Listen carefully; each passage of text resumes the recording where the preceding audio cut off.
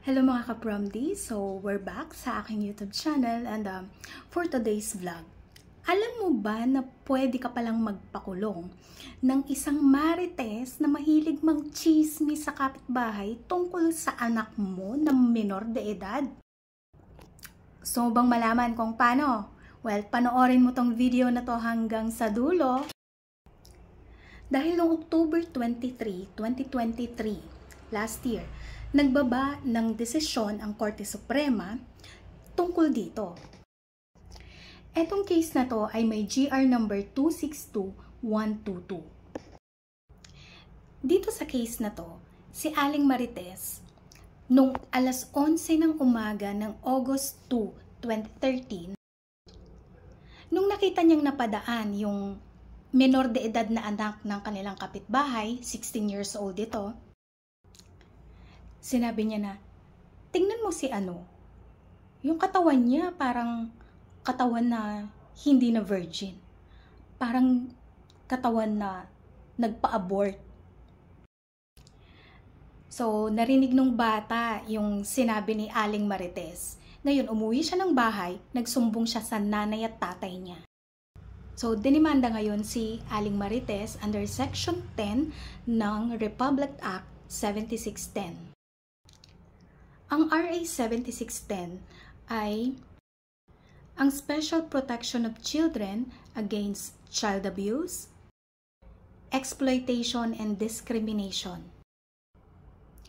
Isa sa witnesses na pinresenta ng bata dito sa case na to ay yung taong nakarinig ng mga pinagsasabi sa kanya ni Aling Marites. Itong taong to ay nakaposisyon sa isang barbecue stand kung saan malapit si Aling Marites at narinig niya yung sinabi ni Aling Marites. Si Aling Marites naman, of course, for the deny ang fair son. Sabi ni Aling Marites, imposible daw na siya ang nagsabi nung mga sinumbong ng bata sa kanyang nanay dahil nung oras na yon nandun siya sa trabaho.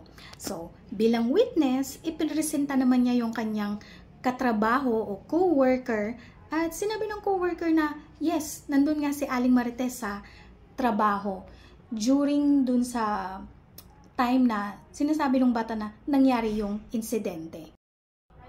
Ano ba yung nakalagay sa Section 10 ng Republic Act 7610?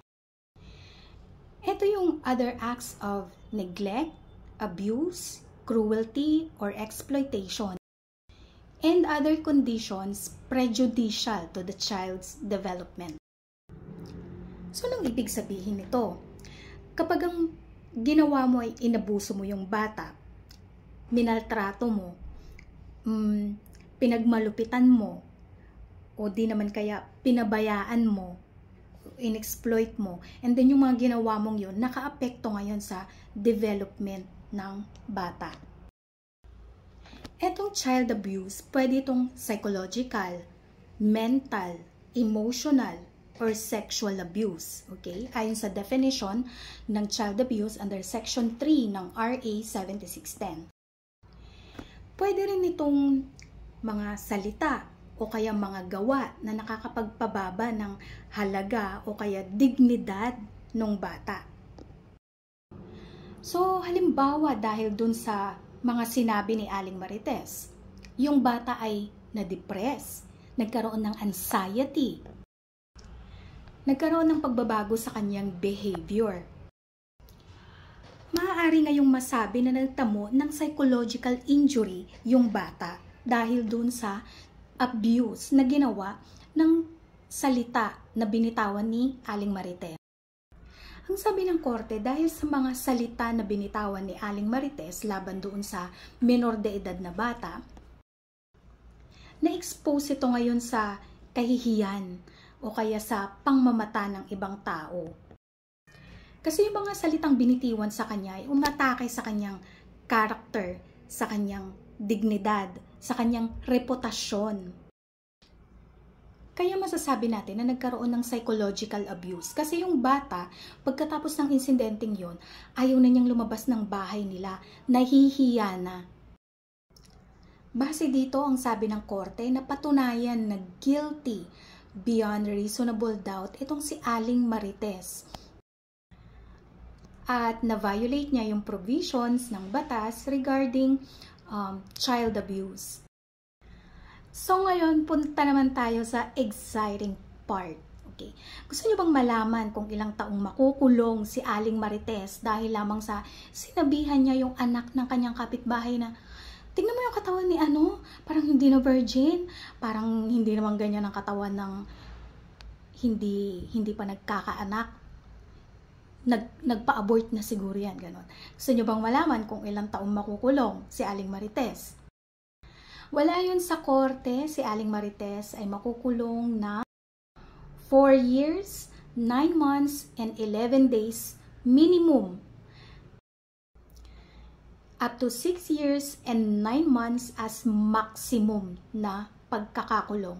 And then, kailangan pa niyang magbayad ng 20,000 pesos na danyos doon sa minor de edad na sinabihan niya ng mga kung ano-anong salita. So, kung nakarelate kayo sa kaso natin ngayon, abay, i-share nyo na tong video at itag nyo na si Aling Marites. Sabihan nyo na sa susunod, mag-ingat-ingat naman siya sa mga bibitawan niyang salita, lalo na sa isang minor de edad. So, sana magsilbing aral ito, no? And sa susunod, kapag nangyari ito sa inyo, alam nyo na ang inyong gagawin.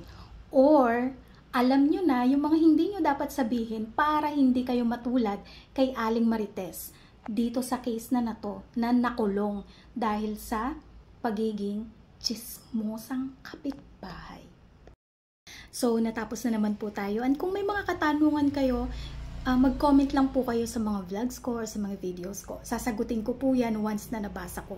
Pero pasensya na, minsan hindi ko nababasa or hindi ko nasasagot agad. Pero gagawin ko yan ng vlog or babalikan ko or sasagutin ko once na magkaroon ako ng time.